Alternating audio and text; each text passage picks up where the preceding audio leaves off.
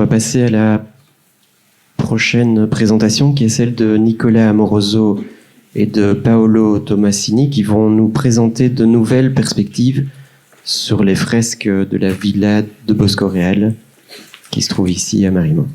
Bien. Alors notre communication en binôme va s'appuyer sur deux approches, comme l'évoque le titre, c'est-à-dire à la fois de recherche archivistique et des résultats d'analyse archéométrique, donc pilotés par Paolo Tomasini à la recherche de traces de bleu égyptien sur les fresques conservées à Marimont. C'est donc une communication qui s'inscrit dans la lignée des travaux fondateurs dirigés par Alix Barbet et Annie Verbank-Pierrard sur les fresques de Bosco-Real, à la suite du grand colloque dont on a déjà parlé, qui a abouti à la parution de volumes magistrales devenus une référence en la matière. 10 ans après cette publication majeure, l'organisation de ce colloque à Marimont nous offre ainsi l'occasion de revenir sur l'étude de ces témoignages de la peinture romaine, en appuyant donc notre discours sur de nouvelles données, des données qui permettent à la fois d'affiner nos connaissances relatives à l'histoire des fresques, à la fouille, mais aussi de compléter la restitution proposée en 2013.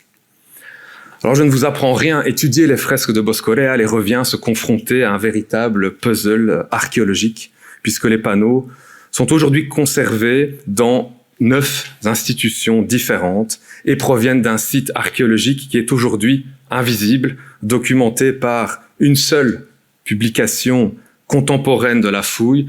Il s'agit bien évidemment de l'ouvrage consacré à la villa dite de Publius Fannius Sinistor et publié par Felice Barnabei en janvier 1901.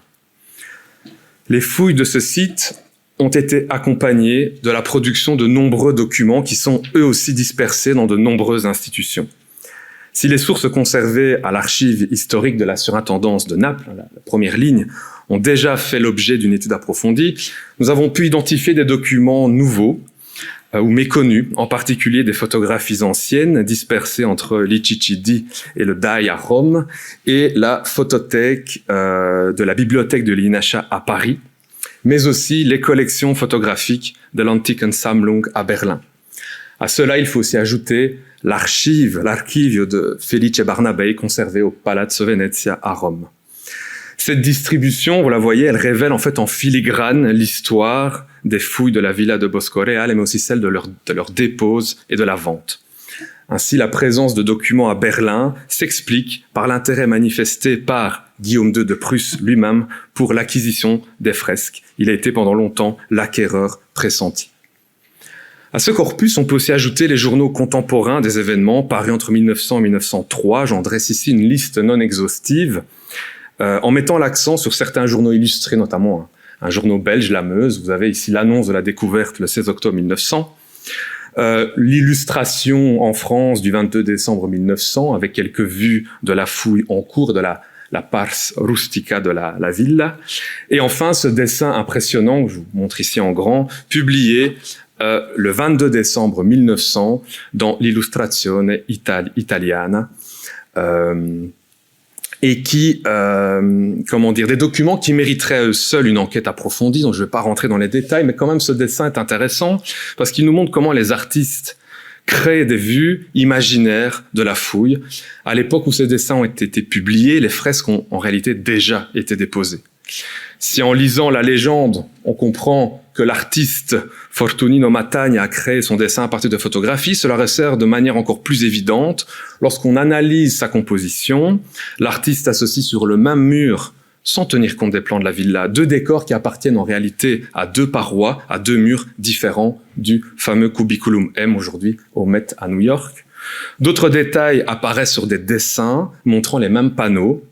Vous avez ici des dessins de Gennaro Amato, un autre grand artiste qui travaille pour ces journaux illustrés à l'époque.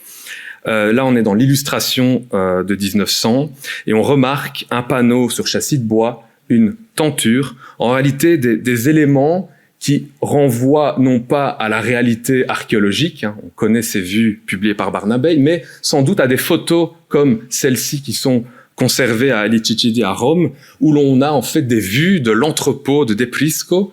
On reconnaît bien l'arrière des châssis de bois et ce panneau qui est aujourd'hui à Naples. Des photos faites par Gargioli, c'est-à-dire le fondateur du cabinet national photographique, qui est venu en même temps que la commission d'experts pour documenter tous les panneaux de Bosco Reale. Donc ces dessins sont intéressants, mais restent bien évidemment des vues d'artistes. Donc on les met de côté pour le moment, et on se pose cette question. Qu'est-ce qu'on peut faire avec ces archives? Eh bien, plein de choses. Les données récoltées nous permettent, d'une part, de préciser la chronologie des événements clés que je reprends ici, que peut-être vous connaissez certainement. Ce qui est intéressant aussi, c'est qu'on connaissait une seule et unique vue globale de la fouille, qui est un espèce d'éventrement d'un site archéologique. Eh bien, grâce aux récentes recherches, on a pu compléter ce corpus en examinant le fonds photographique de Pierre Gusman à l'INHA. Pierre Gusman est allé à Bosco Reale, a pris, outre des aquarelles qu'il réalisait, a pris des photos. Ce sont 6 photographies inédites qui ont été identifiées, où l'on peut reconnaître notamment le portique d'entrée de la villa, devant laquelle était placée la meule qui est censée provenir de la pièce 13. C'est la même meule qui est aujourd'hui aux États-Unis, au Kelsey Museum of Archaeology. Et retenons surtout cette autre vue où l'on a là encore des fresques in situ. Nous y reviendrons. Parallèlement, la consultation des archives de Felice Barnabei nous a permis de lever une partie des doutes qui entourent le nombre de panneaux prélevés sur le site.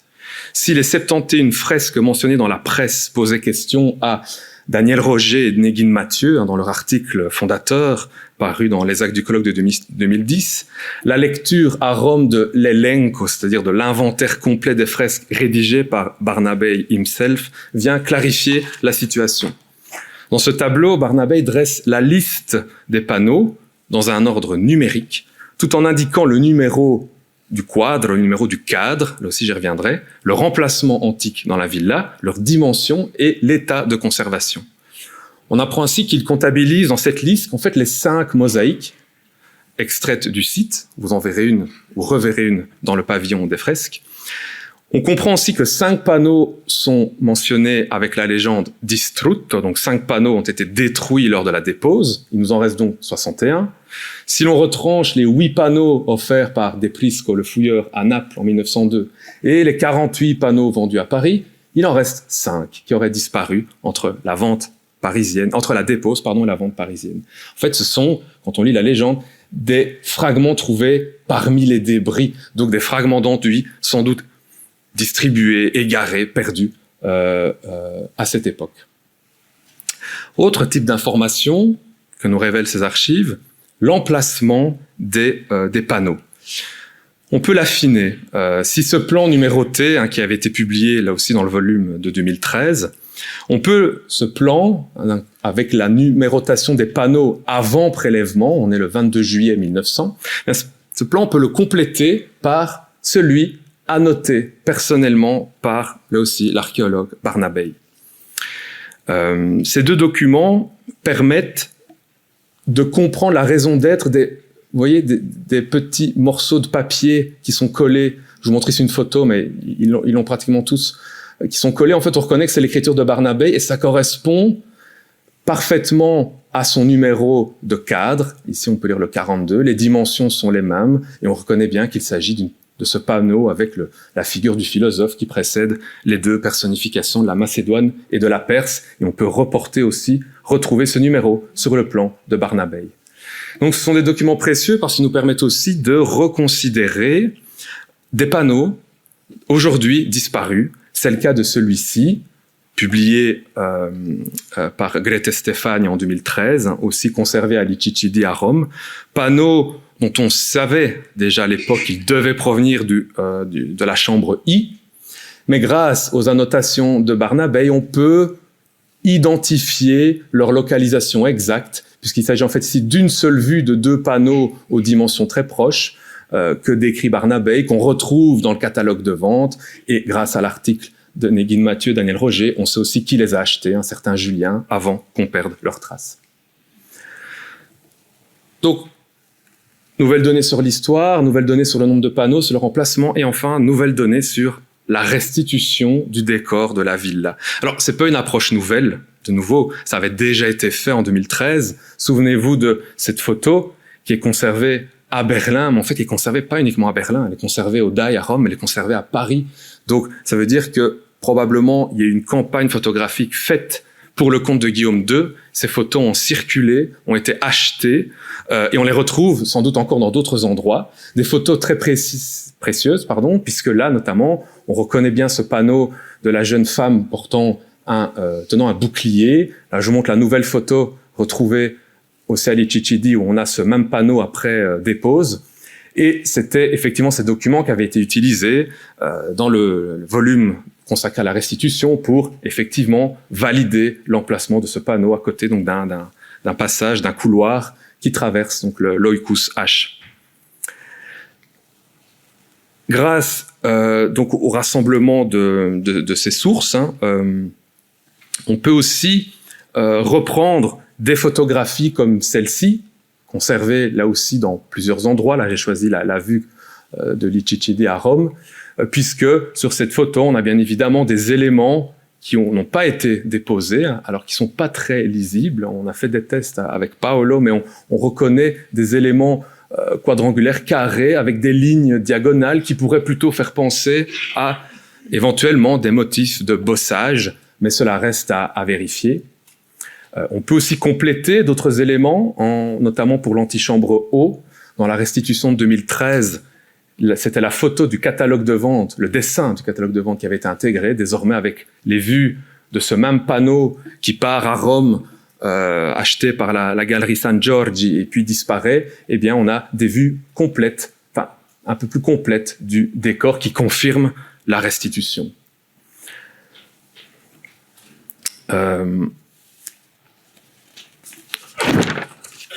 Alors, grâce à la généreuse collaboration du directeur de l'Antikensammlung de Berlin, le docteur Martin Maischberger, Berlin, j'ai pas encore l'occasion d'y aller, mais c'est prévu.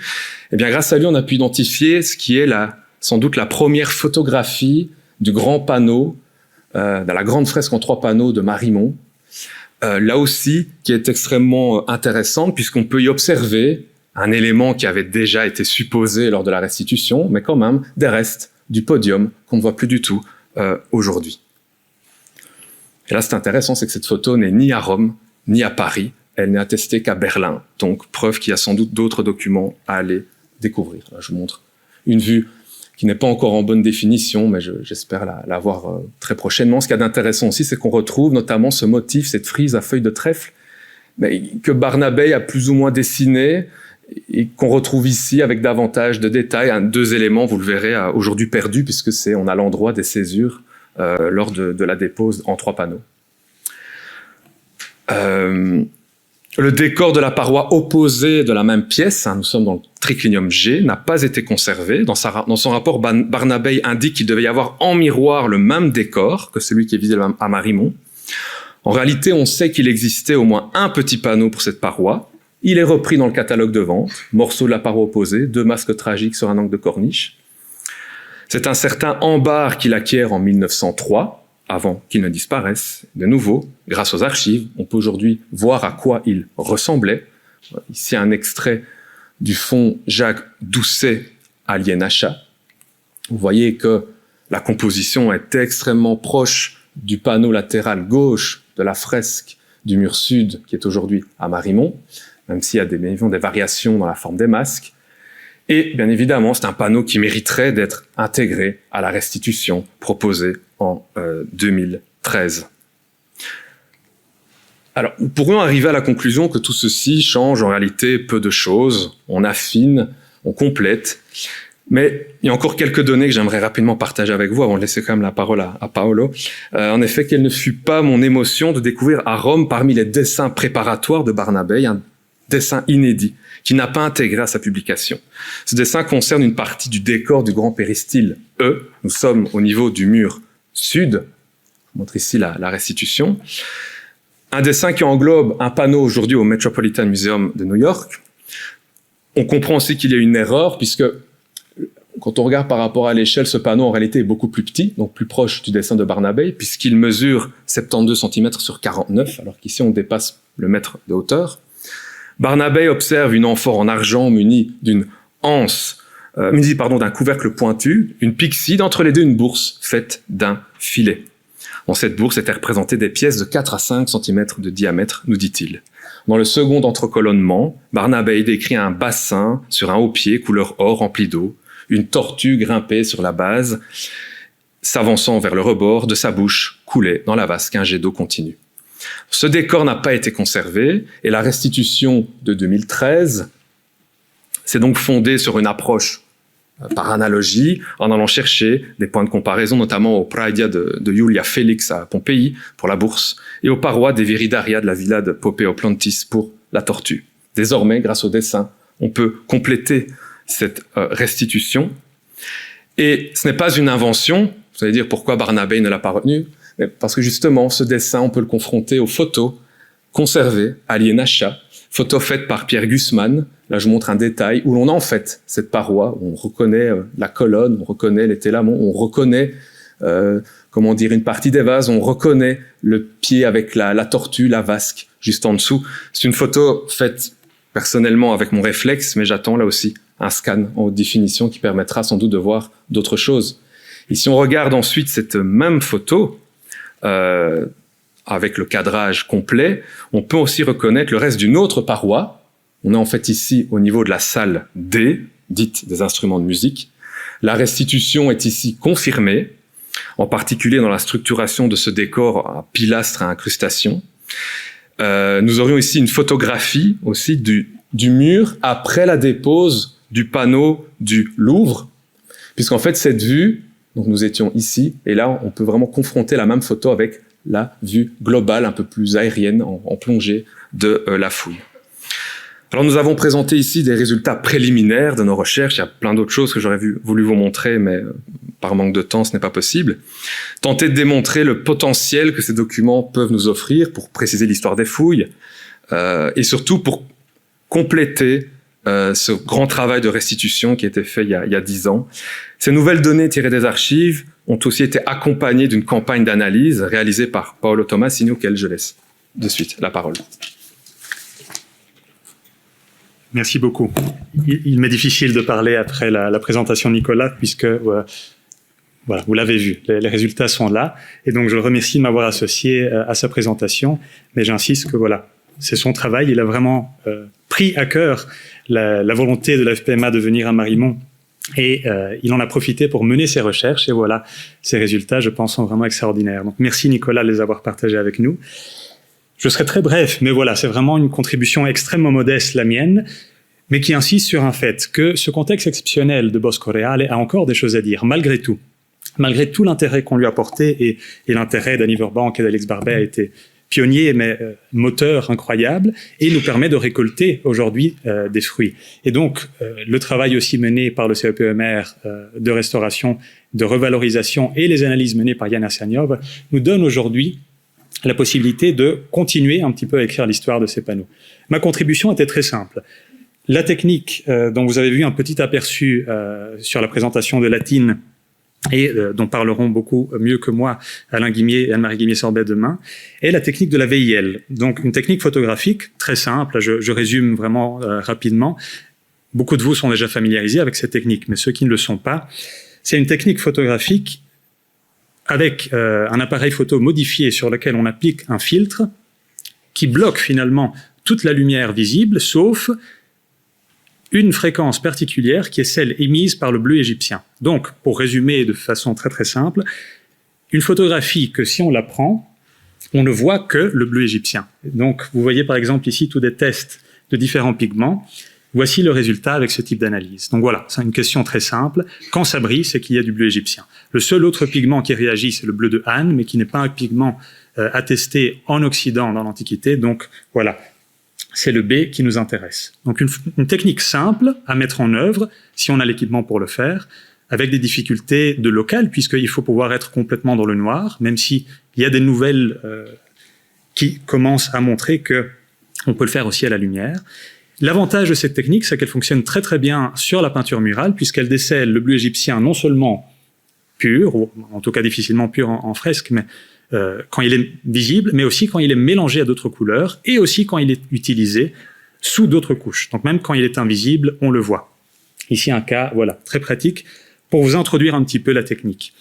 Donc, l'avantage, bien sûr, de cette technique est de voir un pigment et donc d'avoir une analyse analytique, disons entre guillemets, même si c'est de la photographie qui permet d'identifier d'une technique et donc une matière, mais elle a aussi d'autres utilités. Parfois, elle permet de voir des motifs un peu plus lisibles. Parfois, elle permet de voir beaucoup mieux les traces d'outils et de pinceaux. Et aussi, elle permet, et c'est aussi très intéressant, de voir les éléments restaurés contemporains et antiques, puisque difficilement les restaurateurs aujourd'hui ont les moyens d'utiliser du bleu égyptien dans la restauration. C'est peut-être pas pertinent non plus.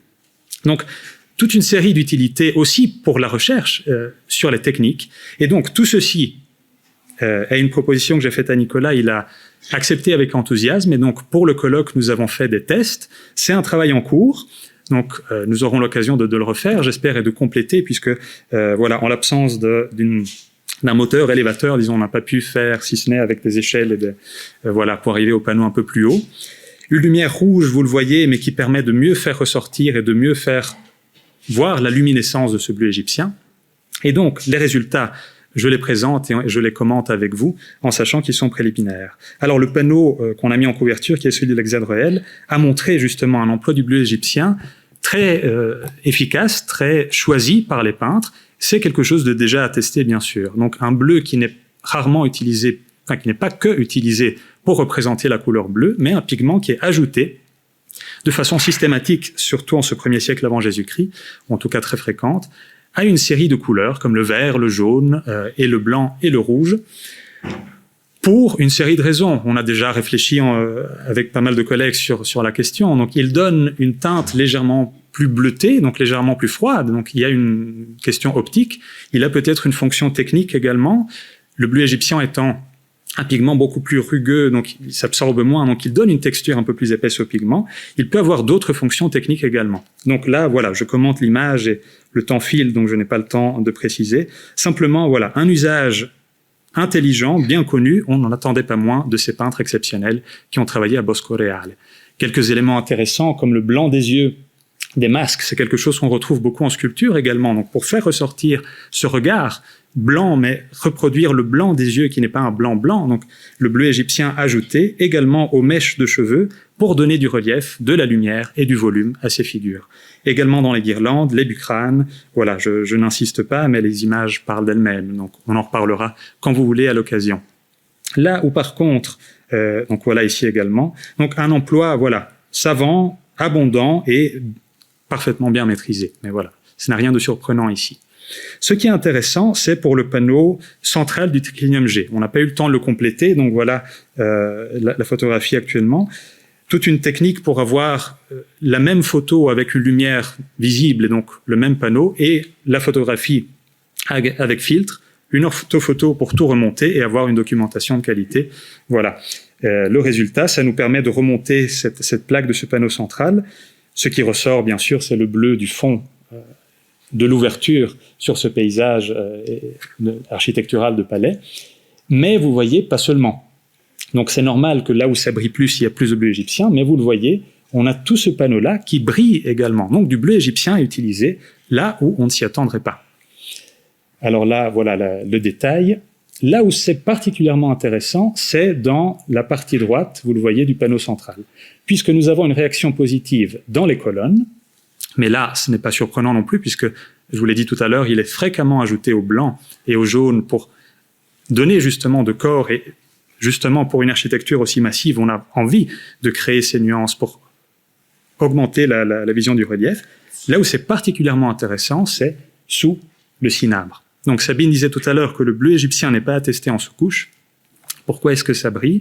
C'est une question. Et Yana Sagnor est dans la salle, et donc je suis très content, on pourra en discuter, puisque les analyses qu'elle a pu mener, qui sont publiées dans le Pictor 12, on va en reparler, elle mentionne un mélange de bleu égyptien en sous-couche au cinabre pour rendre une tonalité un peu plus foncée. Ici, ce n'est pas vraiment le cas, ça pourrait être vraiment une sous-couche, mais pour du cinabre. C'est intéressant. Donc je vous pose ça là, d'autant plus que si on regarde l'équivalent en miroir de l'autre panneau, voici la réaction. Donc, on a un traitement complètement différent pour un même panneau d'une même paroi. Comment expliquer ceci? Bien sûr, on peut penser 2 artisans différents. Et je termine. 2 minutes. Bon, mais de toute façon, j'ai terminé. Merci. Et donc, un traitement complètement différent à un espace aussi réduit. Donc voilà, tout ça pour dire qu'il y a encore des choses à dire sur Bosco Reale, que simplement avec un équipement de base de quelques photos, on peut alimenter et apporter toute une série de nouvelles questions qu'espérons de nouveaux projets, de nouvelles analyses, un nouveau complément pourra apporter par la suite. Donc voilà, je vous avais mis un petit résumé pour où on trouve ce bleu égyptien. Là aussi, je n'ai pas le temps de vous faire un cadre, mais ça n'a rien de surprenant de le retrouver aussi fréquemment. Dans ce contexte de cette qualité à cette période, on le retrouve un peu partout, même aux époques ultérieures. L'élément techniquement plus intéressant, c'est cette histoire des sous-couches, je pense. Et voilà, donc je termine ici et je vous remercie pour votre attention.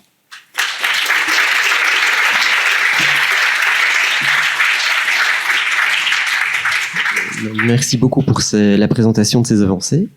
Et puis, je vais vous donner la parole pour des questions. Oui. Merci Pablo.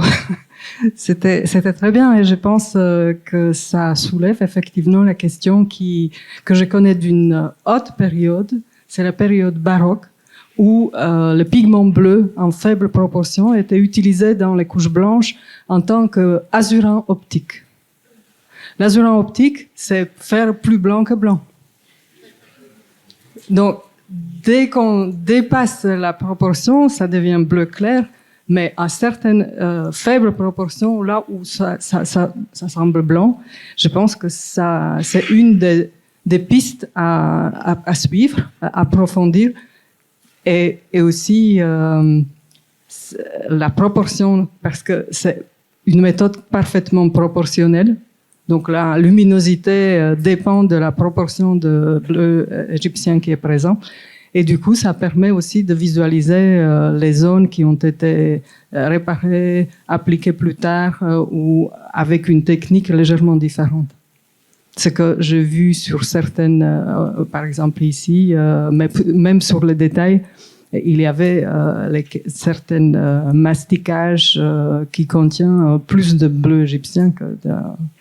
Donc, et effectivement, ça pourrait aussi donner une lumière, une nouvelle lumière pour Tong, la présence de faible proportion de bleu égyptien dans les sous-couches ou dans la partie, dans le fond. En fait, c'est la préparation de fond qui réfléchit exactement comme l'artiste veut pour la scène figurative. C'est à réfléchir et à proposer. Merci. Je continue. Merci beaucoup. Alors, avant de parler de bleu égyptien, je voudrais dire que le travail de Nicolas est vraiment magnifique et c'est extraordinaire de penser qu'on a encore des découvertes à faire dans les archives pour ces peintures pourtant si connues. Je vais vite, je vais au bleu égyptien. Bravo Paolo, bien sûr. Bon, nous avons déjà pas mal parlé de cette présence de bleu égyptien. Je voudrais rappeler pour ces affaires de sous-couche que nous l'avions, Alain Guimier et moi, mise en évidence à Chartres pour la peinture dite de la procession. Bon, maintenant, c'est plus une procession, mais peu importe, elle est connue comme ça. Et que c'est publié alors je ne sais plus quel numéro de Pictor, mea culpa, mais on l'a publié. Et à l'époque, quand nous l'avons présenté au colloque, nos collègues ont été extrêmement dubitatifs, même si les photos parlent d'elles-mêmes. Et donc, je suis très, très contente que tu en aies aussi trouvé. Alors, je ne vais pas déflorer ce que nous dirons demain, mais nous avons des nouvelles informations pour les peintures de Saint-Romain-en-Galles. Mais en tout cas, merci et bravo. Oui, merci beaucoup pour ce travail vraiment exceptionnel. Et je voulais aussi quand même dire un petit mot sur le bleu égyptien. Est-ce que c'est possible, avec le cinabre, qu'il soit en mélange plutôt qu'en sous-couche? Disons, la photo ne nous donne pas d'informations dimensionnelles. Donc, on voit simplement une réaction. Ce qu'on voit, c'est que en surface, on le voit difficilement. Il faudrait regarder au microscope. Mais ça, les sections qui ont été faites par Yana pourront répondre beaucoup mieux sur la question précise. Mais je pense qu'il faudrait faire d'autres analyses à l'avenir et compléter avec les autres panneaux aussi. Donc il y a vraiment quelque chose à faire. Mais la photo ne nous dit rien, si ce n'est qu'il y a du bleu égyptien là où on ne pensait pas le trouver. Voilà, une dernière question. Oui, merci beaucoup Nicolas pour votre travail, Paolo également, absolument fantastique. Moi, je voulais simplement vous apporter une petite information qui complète un peu les éléments de connaissance sur les peintures de Bosco-Réal. Vous dire que l'année prochaine, nous allons pouvoir achever probablement, grâce à un financement de l'Institut de France, la restauration des 3 fresques de Bosco-Réal qui se trouvaient exposées dans la Villa Kérilos. Et donc, du coup, on serait évidemment heureux, Paolo, de vous accueillir dans l'atelier de restauration pour faire quelques prises de vue. Et donc, voilà. Donc, simplement vous apporter cette information. Ces panneaux chercheront probablement un lieu d'exposition, puisque la villa reste un lieu complexe pour représenter ces panneaux. Donc, avis aux amateurs. Merci beaucoup. Je voulais juste ajouter quand même une précision qui est un effort d'humilité, puisque, je l'ai dit, il y a 10 ans qui sont passés et pendant 10 ans, plusieurs collègues ont rendu accessible sous la forme d'inventaire ces archives, ce qui facilite bien sûr grandement le travail, et c'est vraiment la preuve que de telles démarches, tout n'est pas numérisé, mais par exemple l'archive Barnabé est colossale. Le fait d'avoir dressé cet inventaire a permis rapidement d'identifier quelle caisse, quelle boîte à archives devait être consultée. Donc c'est vraiment la preuve qu'en rendant accessibles tous ces documents, ça ouvre des perspectives vraiment intéressantes. Il y a encore plein de choses. À Berlin, rien n'est numérisé. L'inventaire n'est pas complet de ces photos. Donc là, à une mission plus longue, s'avérera nécessaire. Merci.